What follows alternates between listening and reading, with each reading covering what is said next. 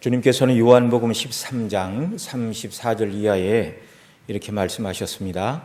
내가 너희를 사랑한 것 같이 너희도 서로 사랑하라. 너희가 서로 사랑하면 이로써 모든 사람이 너희가 내 제자인 줄 알리라. 사랑은 그리스도인의 징표라는 것입니다. 형제 사랑을 실천할 때 세상이 저와 여러분들을 그리스도인으로 인정하게 된다는 것이죠. 뿐만 아니라 너희가 내 제자인 줄 알리라 이렇게 말하는데요. 우리의 주인 되신 예수님이 하나님 아버지께로부터 오신 분임도 세상이 알게 된다. 그러니 우리가 예수님 말씀처럼 형제 사랑을 실천하는 일들은 매우 중요한 일이죠. 오늘 우리가 읽은 이 말씀은 금방 읽어드린 요한복음 13장 34절 35절 예수님이 형제 사랑을 말씀한 그 내용을 요한 사도가 여기 다른 말로 다르게 표현을 하고 있을 뿐입니다. 오늘 본문은 여기서 멈추지 않고 한 가지 사실을 더 말해주는데요. 그리스도인들이 사랑을 실천함을 통하여 앞서 말씀드린 것처럼 세상 사람들이 저 사람들이 참 그리스도인이요 예수님이 하나님께로부터 오신 분인가를 알게 될 뿐만 아니라 형제 사랑을 실천하는 그리스도인 자신들이 또 무엇을 알 수 있다고 말하는가? 이 사랑을 실천하게 될 때 자기가 구원받은 하나님의 자녀임을 알게 된다. 예수님 믿는 자들이 형제 사랑을 실천할 때 구원의 확신을 가지게 된다는 것입니다.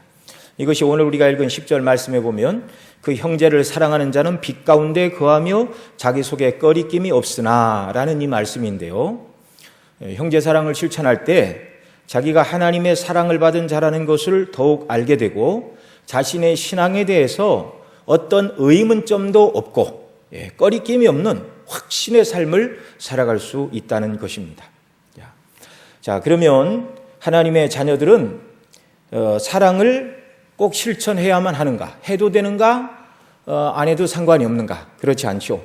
저와 여러분 모두는 하나님의 사랑을 실천해야만 하는 자들로 만들어졌고 또 그런 사람들로 부름을 받았다는 사실을 기억해야 합니다. 누구는 해도 되고 누구는 안 해도 되는 말씀이라면 성경에 기록할 이유가 없는 것이죠. 이것을 사도 바울은 고린도 후서 5장 14절로 17절에서 이렇게 말합니다. 그리스도의 사랑이 우리를 강권하시는도다. 우리가 생각하건대 한 사람이 모든 사람을 대신하여 죽었은즉. 이 한 사람은 예수님이죠. 모든 사람을 대신하여 죽었다. 거기 모든 사람은 택함 받은 백성들을 말합니다. 모든 사람이 죽은 것이라. 그리스도 안에서 모든 사람이 죄에 대하여 죽었다 그 말이죠.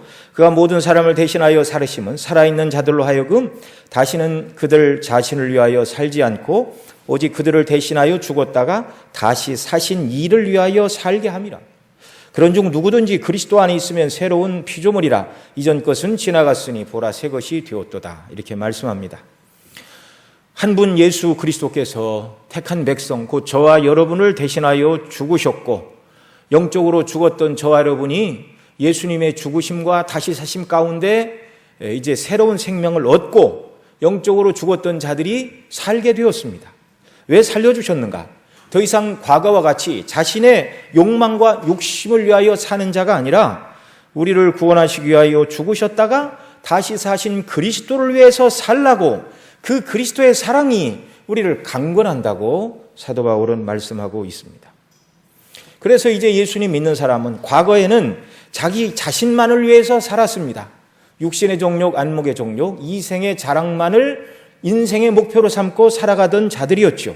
그런데 이제 그런 삶에서 벗어나 주님을 사랑함으로 그리스도의 사랑을 나타내는 자, 구체적으로는 죄인들에게 하나님의 용서와 사랑을 증거함으로 앞서 읽어드린 고린도후서 5장에 보면 하나님께서 우리를 화목의 직분으로 부르셨다 이렇게 말하고 있는데요.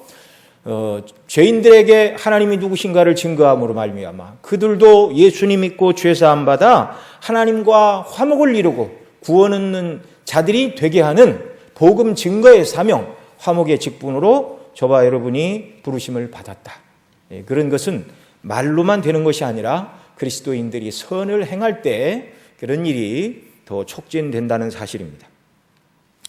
지난 수요일에는 3절로 5절 말씀 통해서 요한 사도는 그리스도를 아는 자, 또 그리스도 안에 있는 자, 그 사람은 누구인가? 바로 계명을 지키는 자라고 말씀했는데요.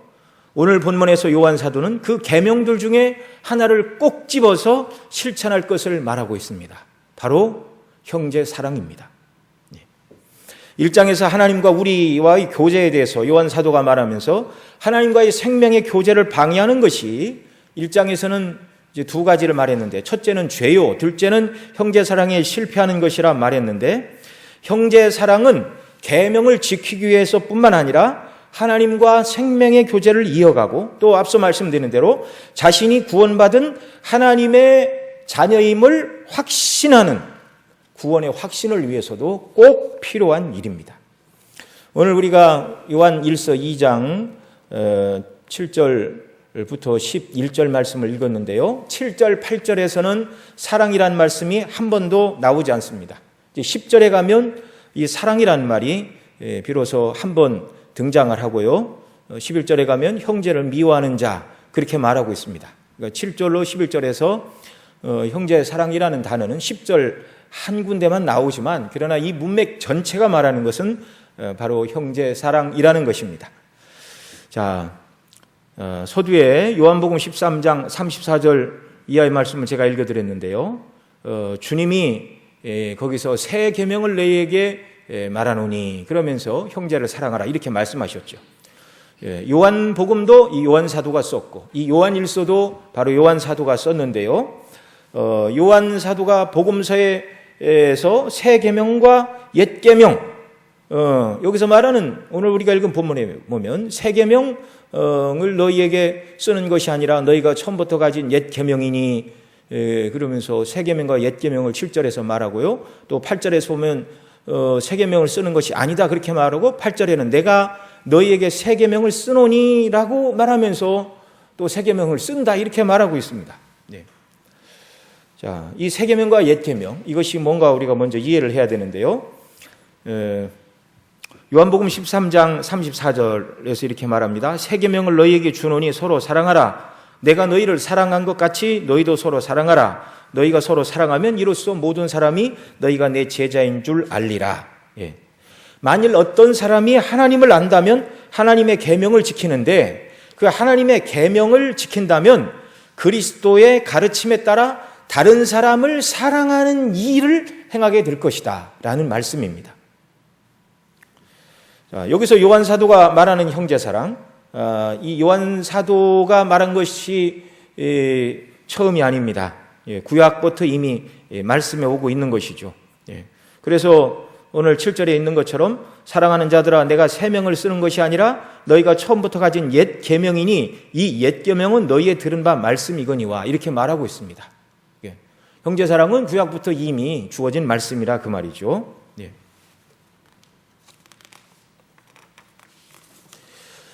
자, 여기 처음부터라는 말씀은 태초부터 그런 어떤 분들은 이 말씀이 처음부터는 태초부터다, 또는 모세에게 율법을 주셨을 때부터이다, 또는 이들이 복음을 들었을 때부터이다, 이렇게 이야기를 하는데요. 뭐라 해도 상관이 없습니다. 이미 유대인들 조상들에게 형제를 사랑하라는 율법의 말씀이 주어져 있었고, 그런 배경 속에 그들이 성장했기 때문에 그들이 예수님 믿을 때도 형제 사랑이 무엇인가를 들어서 알고 있었고, 예수님의 복음을 듣기 전에도 유대인들은 이 형제 사랑의 교훈을 구약 성경과 또 조상들을 통해서 배워왔습니다. 이 형제 사랑의 계명은 그리스도께서 오시기 이전부터 이미 하나님께서 그 백성에게 주셨습니다. 누구나 알고 있습니다. 새 계명이 아니라 그래서 옛 계명이다 이렇게 말하는 것이죠.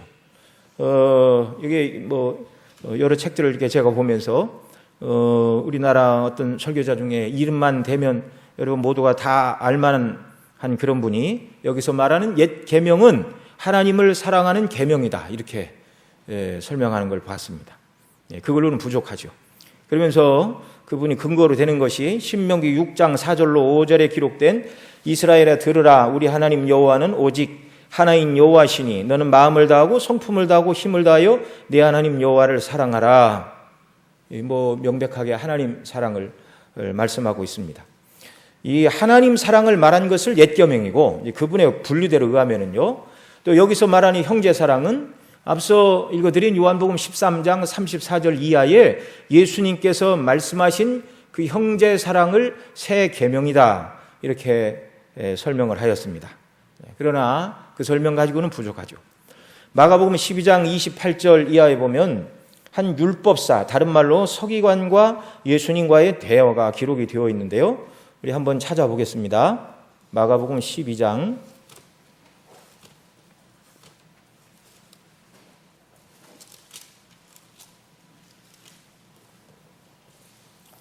신약성경 대략 76면 28절부터 한 절씩 교독하시겠습니다. 서기관 중 한 사람이 저희와 변론하는 것을 듣고 예수께서 대답 잘하신 줄을 알고 나와 묻되 모든 계명 중에 첫째가 무엇이니까?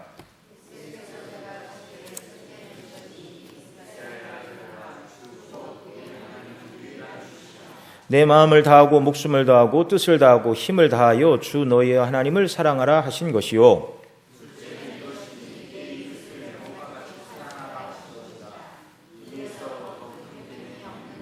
서기관이 이르되 선생님이 옳소이다. 하나님은 한 분이시오. 그 외에 다른 이가 없다 하신 말씀이 참이니이다.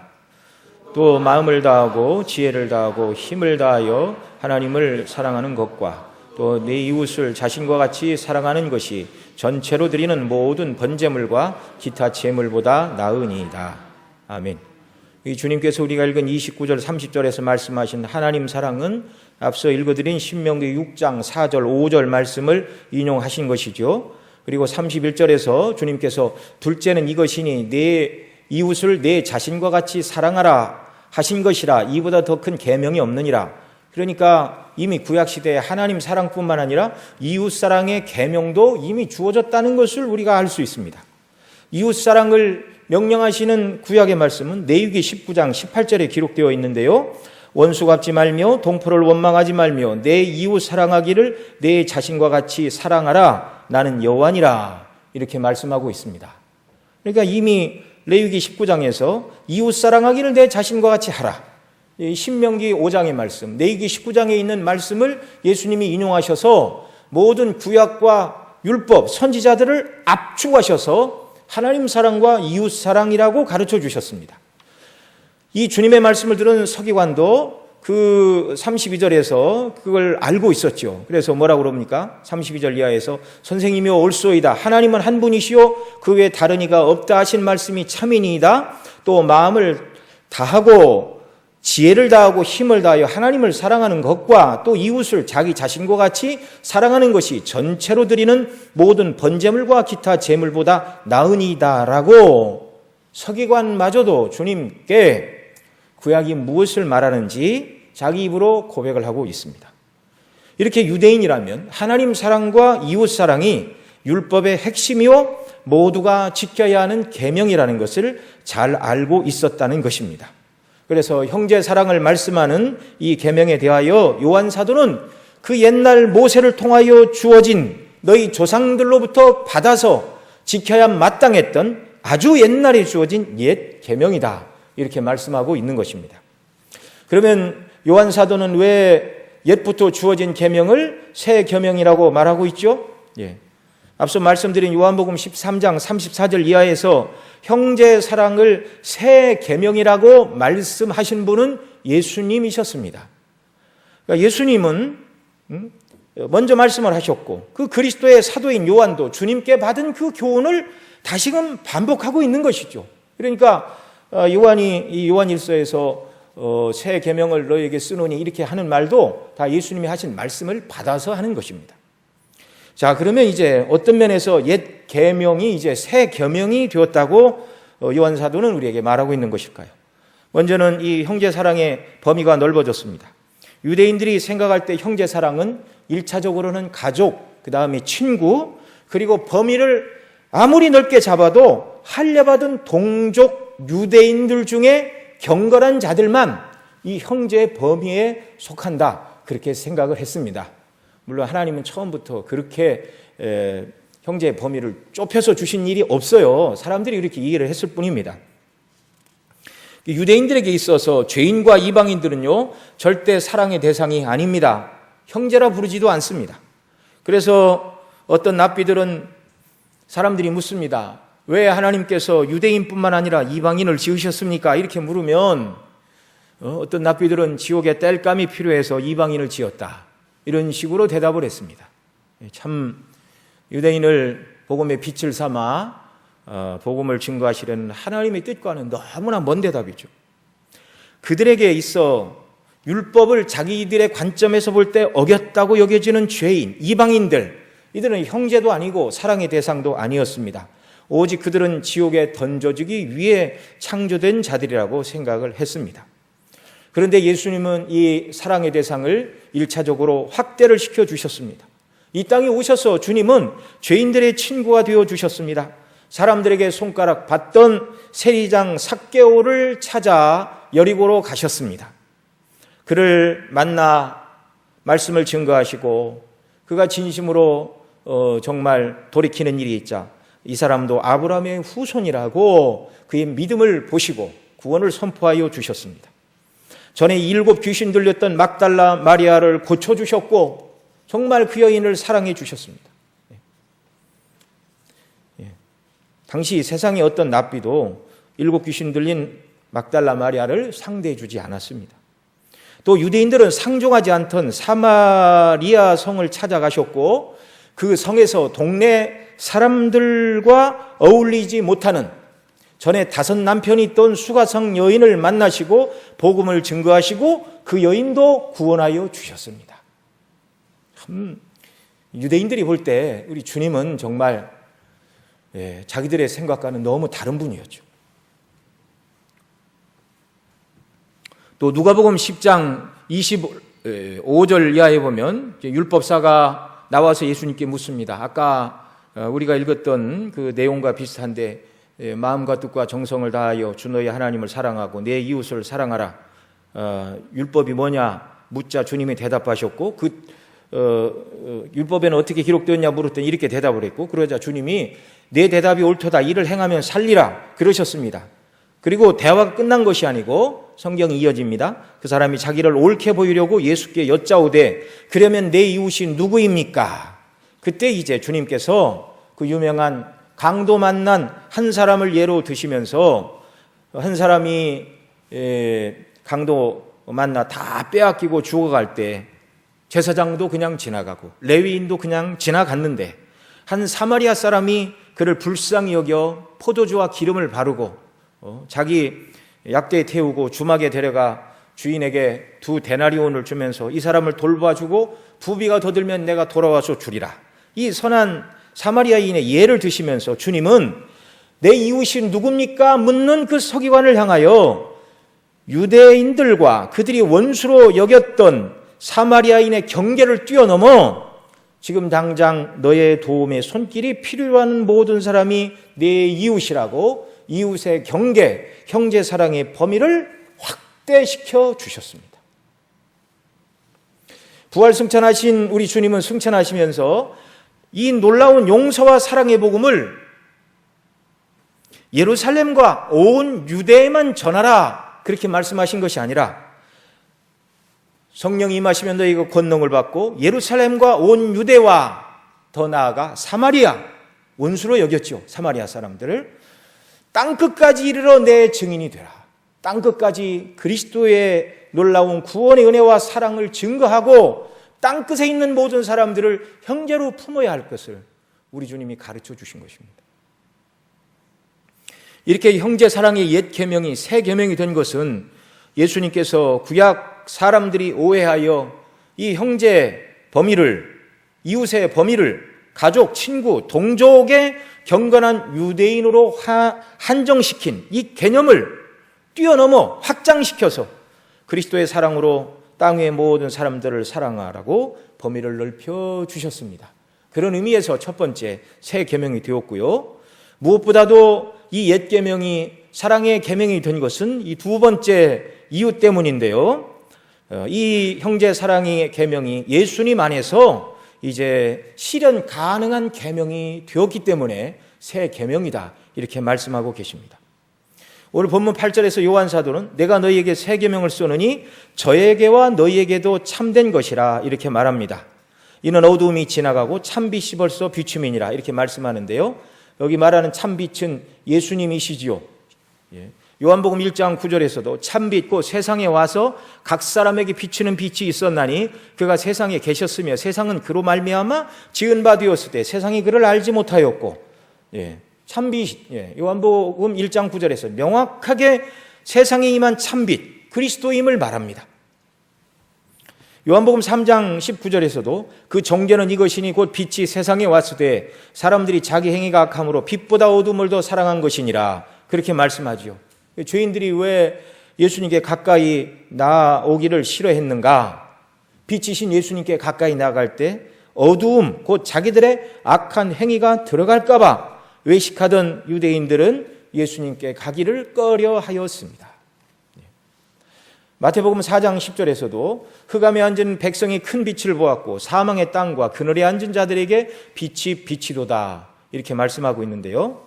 이 말씀은 예수님이 가버나움에 가시자 마태 사도가 이사야 9장 말씀을 인용하여 흑암에 앉은 백성들, 그 유대 땅 변방에 있던 그들, 이사야 9장에서 말하고 있던 그들, 수불론 땅, 납달린 땅아, 너희에게 이제 빛이 비치리라 하신 그 말씀을 인용하면서 흑암에 앉은 백성이 큰 빛을 보았다.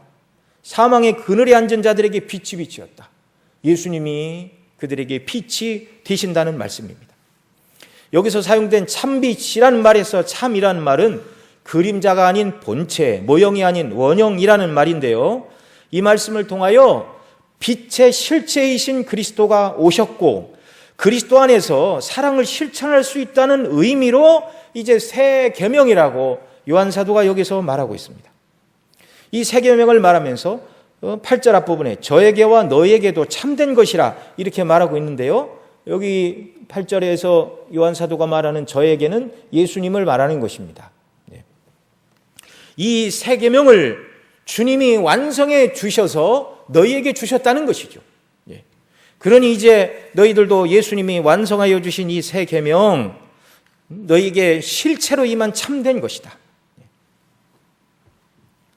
이제 이 형제사랑은 그리스도 안에 있는 저와 여러분 모두가 지켜야 되는 말씀이고 지킬 수 있는 말씀이라는 것입니다. 주님은 우리를 형제사랑을 실천할 수 있는 새로운 피조물로 만드셨기 때문에 구약시대에는 당연히 지켜야 되는 당위성은 주어져 있었지만 지킬 수 있는 능력은 없는 자들이었습니다.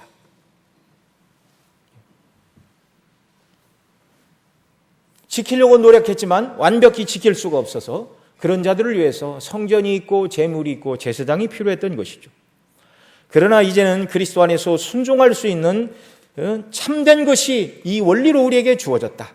그것이 가능한 이유가 빛이신 예수님께서 이미 오셔서 비치고 계시기 때문에 그 빛 가운데 우리가 거할 때 우리 가운데 있는 어둠 곧 미움이 물러가고 빛이신 그리스도 안에서 사랑을 실천할 수 있는 자가 되었다.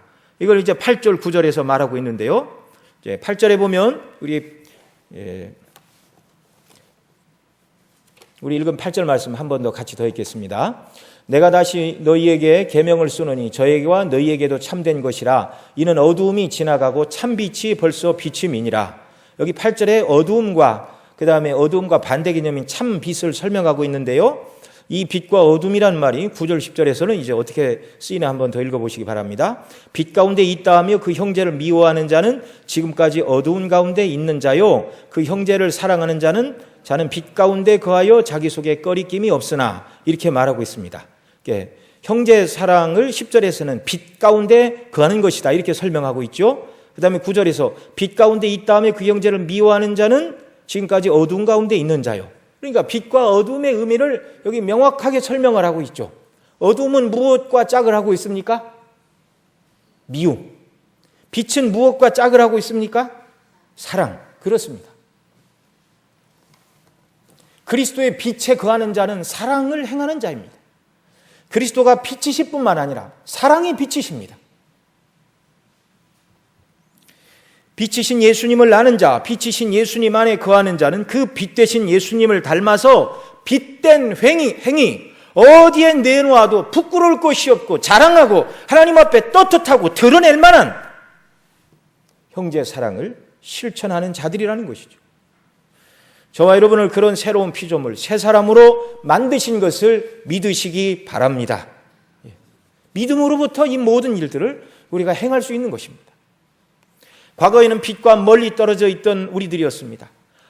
어둠 곧 흑암에 속하여 선을 행할 수 없는 자들이었는데 빛 대신 그리스도 안에서 그분의 사랑을 실천할 수 있는 사랑의 아들의 나라로 신분 바뀌었습니다. 소속이 바뀌었습니다. 이걸 골로새서 1장 12절 이하에서 이렇게 말합니다. 우리로 하여금 빛 가운데서 성도의 기업의 부분을 얻기에 합당하게 하신 아버지께 감사하게 하시기를 원하노라. 그가 우리를 흑암의 권세에서 건져내사 그의 사랑의 아들의 나라로 옮기셨으니 그 아들 안에서 우리가 구속 곧 죄사함을 얻었도다. 예수님으로 말미암아 죄사함 곧 구원을 받은 자들, 흑암의 권세에서 건져내었습니다. 과거에는 흑암에 거하여 오늘 본문과 연관시켜서 보면 형제를 미워하는 삶, 화평이 없는 삶, 깜깜한 삶을 살던 자들이었는데 이제 우리를 그리스도 안에서 건져내사 빛 가운데로 건져내셨다. 빛의 나라로, 그 다음에 더 설명하죠. 사랑의 아들의 나라로. 빛 대신 그리스도 안에서 사랑을 실천할 수 있는 사람들로 저와 여러분을 새롭게 구원하여 주셨고 새로운 존재로 빚어주셨다는 사실입니다. 구약시대는 불가능했던 이와 같은 일들이 이제 예수님 안에서 가능하게 되었습니다. 그런 의미에서 과거에는 지킬 수 없었던 옛 계명, 지켜야 마땅하지만 지킬 수 없어서 늘 하나님 앞에 정말 죄송스럽고 죄인이고 회개할 수밖에 없던 자들이었는데, 그러나 이제 예수님 안에서 저와 여러분들은 이 계명, 형제 사랑을 지킬 수 있는 자들로 만들어 주셨다는 사실입니다. 그러나 여러분, 하루아침에 이 형제 사랑이 다 이루어지는 것은 아니죠. 원리적으로는 그런 사람을 만들어 주셨습니다. 그러니 이제 이런 사람이 되기 위하여 늘 빛 안에 거하고 선한 싸움을 싸워야 하는 것이죠. 이제 이 사랑의 생활이 구체적으로 우리에게 어떻게 이루어져야 되는가? 요한사도는 8절 하반절에서 이는 어두움이 지나가고 참빛이 벌써 비춤이라 이렇게 말씀하죠. 원리적으로 믿는 자들에게 어두움 곧 미움의 삶, 하나님의 뜻이 무엇인지 모르고 인생이 어디로 가야 할지를 몰라 방황하는 그런 어둠의 삶은 지나가고 참빛이 비추었습니다. 원리적으로 그리스도 안에 있는 자들은 어둠이 물러갔으니 빛된 삶, 곧 형제를 미워하지 않고 빛이신 그리스도의 사랑 안에서 형제를 사랑하는 자들로 영적으로 그렇게 원리적으로 새로운 피조물로 만드셨습니다. 그러나 말씀드린 대로 하루아침에 성화는 이루어지는 것은 아닙니다. 성화의 과정이 있는 것이죠. 그래서 성도의 실제 삶에 있어서 지금 어두움이 물러가고 있고 빛이 비치고 있으나, 그러나 우리에게 있어서 모든 어두움은 아직 완전히 물러가지 않았고 빛도 모든 사람 안에 모든 부분에 환하게 다 비치고 있는 것은 아니라는 말이죠. 아직도 우리는 성화의 과정을 향하여 가고 있습니다. 우리 몸이 아직 구속을 받지 못했기 때문에 연약한 부분이 있다는 말이죠. 그래서 형제를 사랑한다고 말하는 사람들의 그 말이 진실인가를 알아보아야 합니다. 9절 말씀 또 있습니다. 빛 가운데 있다 하며 그 형제를 미워하는 자는 지금까지 어두운 가운데 있는 자요. 여기 9절 말씀에서는 사랑이 없음에도 불구하고 자기는 빛 가운데 있다, 하나님과의 교제, 그리스도를 알고 참 생명 가운데 있다고 말하는 신앙 고백자들, 이것이 참되지 않다고 말하고 있습니다. 이 말은 1차적으로 당시 영지주의자들에게 해당되는 말이었습니다. 영지주의자들이 뭐라고 그러죠? 진리를 아는 지식으로 자기들은 구원을 받는다, 그렇게 말했습니다. 진리의 빛을 깨달아 아는 자들이라고, 영적인 지식이 있는 자들이라고 그렇게 말했죠. 영적인 지식을 분별할 수 있는 영적인 진리를 분별하는 지식이 있다고 자랑하라면서 그 지식으로 구원받는 것처럼 말하였습니다. 그러면서 진리가 삶과 연결되지 않았죠. 그들은 구원은 영적인 지식으로 받는 것이니 영과 육은 아무런 상관이 없다. 육체로 어떤 죄를 지어도 영혼에게는 어떤 영향도 미치지 않는다. 이게 영지주의의 잘못된 이단적인 가르침이었습니다. 이런 가르침, 잘못된 가르침으로 성도들을 미혹하는 자들이 성도들 주변에 있었다는 것입니다. 그래서 요한 사도는 빛 가운데 있다 하며 그 형제를 미워하는 자는 지금까지 빛 가운데 있는 자가 아니다. 그런 자들의 말에 절대 귀를 기울여서는 안 된다고 권면하고 있는 것입니다.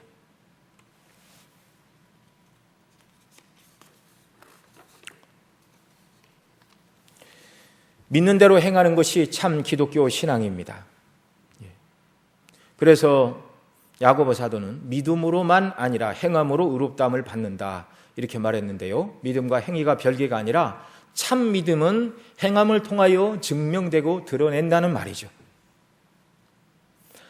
자, 믿는 대로 행하는 것이 참 기독교 신앙이지만 말씀드린 대로 우리가 연약하여 사랑의 빛을 받았지만 온전히 그리스도의 사랑을 실천하지 못하는 때가 우리에게 있습니다. 연약과 허물 때문이요, 죄의 몸이요, 옛사람의 잔재가 우리에게 남아있기 때문이죠. 그래서 저와 여러분은 더더욱 주님을 바라보아야 하고 주님의 밝은 빛 가운데 우리를 사랑하신 그리스도의 사랑을 따라 행하는 자가 되기 위해서 성령의 도우심과 은혜와 능력을 날마다 구해야 되는 것입니다. 그러면서 우리가 빛 가운데 있다 말을 하면서 혹시 내가 형제를 미워하고 있지는 않는가, 어두움 가운데 행하는 삶을 보이고 있지는 않는가, 이 말씀에 비추어서 날마다 우리 자신을 점검해야 하는 것이죠. 10절에서는 빛으로부터 생겨나는 참 사랑이 무엇인가를 말씀해 주는데요. 10절 또 같이 읽습니다. 그의 형제를 사랑하는 자는 빛 가운데 거하여 자기 속에 꺼리낌이 없으나. 아멘. 빛 대신 예수님 안에서 형제의 사랑을 실천하는 자는 참 성도인데 이 사람은 꺼리낌이 없다 이렇게 말하고 있습니다. 이 꺼리낌이 없다는 말은 스스로 빛 가운데 행할 뿐만 아니라 다른 사람에게도 어떤 해를 끼치지 않는다는 말로도 해석할 수 있고요. 더 나아가 꺼리낌이 없다는 이 말은 빛 가운데 행하면 자기 자신이 스스로 걸려 넘어지는 일이 없다는 말씀이기도 합니다. 사랑을 실천하게 될 때 이 사람은 다른 사람에게도 해를 끼치지 않고 자기 자신이 걸려 넘어지지도 않습니다. 11절에서는 이와 반대되는 의미로 어두운 가운데 행하여 갈 곳을 알지 못하나니 이는 어둠이 그의 눈을 멀게 하였음이라 라는 말씀과 비교해 보면 빛 가운데 꺼리낌이 없는 삶이 무엇인가 더 명백해지죠. 형제 사랑을 실천하는 자는 그리스도 밖에서 인생이 무엇인가를 연구하는 세상 철학자들과 다릅니다. 그들은 인생의 답을 찾을 수가 없습니다. 인생의 답은 오직 성경 속에서만 하나님께서 계시하여 주셨기 때문에 성경이 아닌 세상의 역사와 세상 사람들이 쓴 인생론이나 그 어떤 다른 종교의 경전을 봐도 거기에는 인생의 답은 없는 것입니다. 그러나 그리스도 안에서 빛 가운데 행하는 자는 꺼리낌이 없습니다. 아무도 넘어지게 하지도 않고 자신도 넘어지지 않습니다. 왜요? 인생이 무엇이고 무엇이 진리이고 어떻게 해야 구원을 받고 어떻게 사는 것이 마땅한 삶인가를 명쾌하게 그 빛에 비추어 깨달아 아는 사람이기 때문에 그런 것이죠. 그래서 이런 사람은 꺼리낌이 없이 구원의 확신 가운데 자신이 지금 하늘 아버지의 집을 향하여 달려가고 있는 천성을 향하여 가는 이 땅에서는 나그네의 신분이라는 것을 알고 자신을 조심하고 말씀대로 순종하게 하여 애쓰며 그 길을 가는 사람입니다. 이런 은혜가 저와 여러분 모두에게 넘쳐나기를 바랍니다. 거리낌이 없는 삶, 무엇이든지 두려움도 없고 거리낌도 없고 막연한 것도 없고 명확하고 분명한 삶. 11절에서 형제 사랑을 실천하지 않는 자는 미움 안에 거하고 자신을 더 어둡게 할 뿐이라고 말씀하는데요. 또 11절 같이 읽습니다. 그의 형제를 미워하는 자는 어두운 가운데 있고 또 어두운 가운데 행하며 갈 곳을 알지 못하나니 이는 어두움이 그의 눈을 멀게 하였습니다. 네.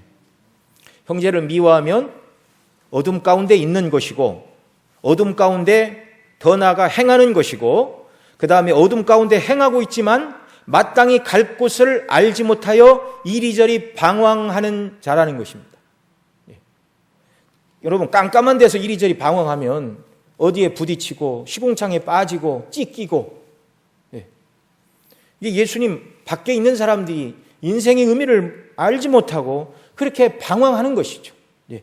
이리저리 방황하며 하나님께서 미워하는 온갖 악행과 죄를 다 짓고 살아가는 그런 삶을 살고 있습니다.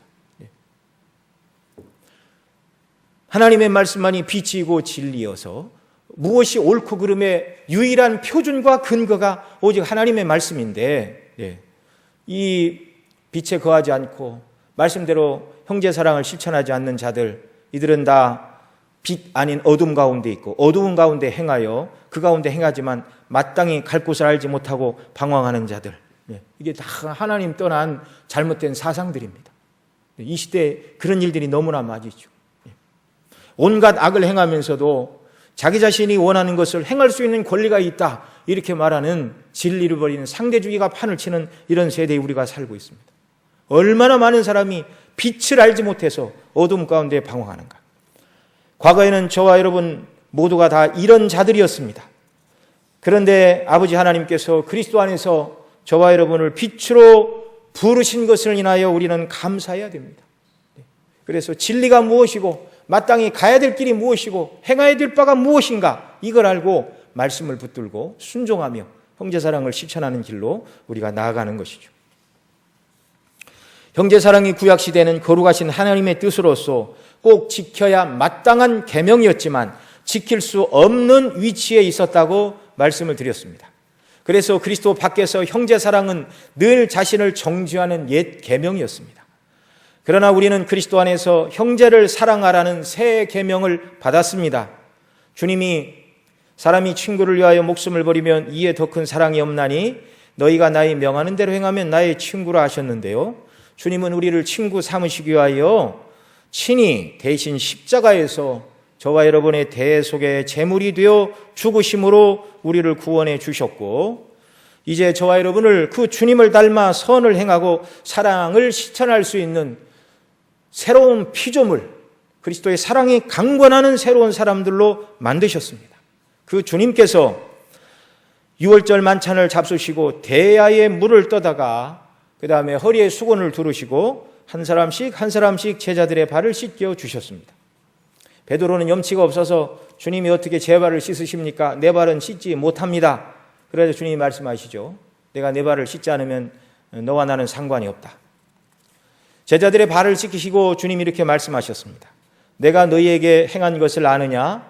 너희가 나를 선생이라 또는 주라 하니 너희 말이 옳도다. 내가 그러하다. 내가 주와 또는 선생이 되어 너희 발을 씻겼으니 너희도 서로 발을 씻기는 것이 옳으니라. 네. 형제사랑, 섬김의 삶을 우리 주님이 보여주셨고 이 삶의 자리로 나오라고 말씀해 주셨습니다.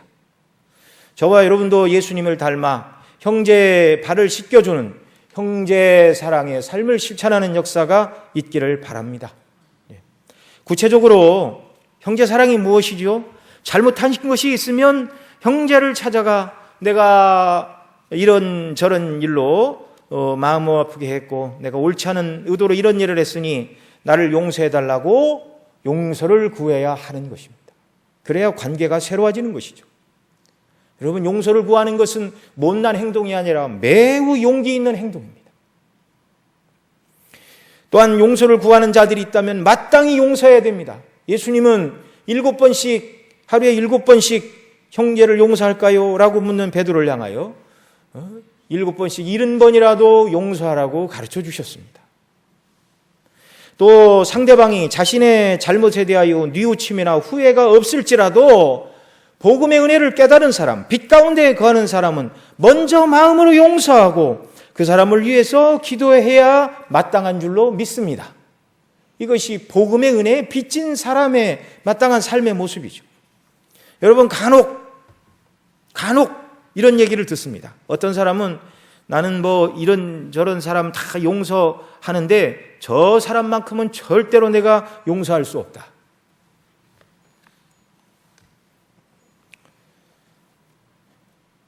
하나님께서 그리스도 안에서 우리를 용서하시고 사랑하신 것에 비추어 보면 우리가 어느 누구도 절대적으로 용서하지 못할 사람은 없는 줄 믿으시기 바랍니다. 이걸 적용해야 진정한 의미의 그리스도인이 되는 것이죠. 주님은 주기도문에서 이렇게 가르치셨죠. 우리가 우리에게 죄 지은 자를 사하여 준 것 같이 우리 죄를 사하여 주옵소서. 여러분 들으셔서 잘 알고 계시지만 이 말이 형제를 용서하지 않으면 우리가 죄사함 못 받고 구원받지 못한다 그 말이 아니라 이건 구원받은 하나님의 자녀들을 향하여 주신 말씀이죠. 이미 구원받은 하나님의 자녀들이 형제와 형제를 용서할 때 하나님께서 그것을 기뻐하시고 우리에게 긍휼을 베풀어 주신다는 말씀이죠. 저와 여러분 모두는 하나님 앞에서 1만 달란트 빚진 종들입니다. 그런데 그 1만 달란트에 해당하는 빚을 탕감받았습니다. 죄사함의 은혜를 받았습니다. 하나님께서 그냥 말로 용서해 주신 것이 아니라 가장 귀한 당신의 아들을 이 땅에 보내시고 그 아들로 하여금 우리가 하나님의 요구대로 지켜야 될 모든 율법의 요구에 다 순종하게 하시고 끝내는 죄 없으신 주님이 저와 여러분의 죄짐을 다 짊어지시고 대신 죽으심으로 우리 죄가 용서받고 탕감받았다는 말입니다. 이것에 비추어 보면 형제가 나에게 잘못한 세상에 속한 어떤 일도 100데나리온밖에 되지 않는다는 것을 우리는 생각해야 하는 것이죠.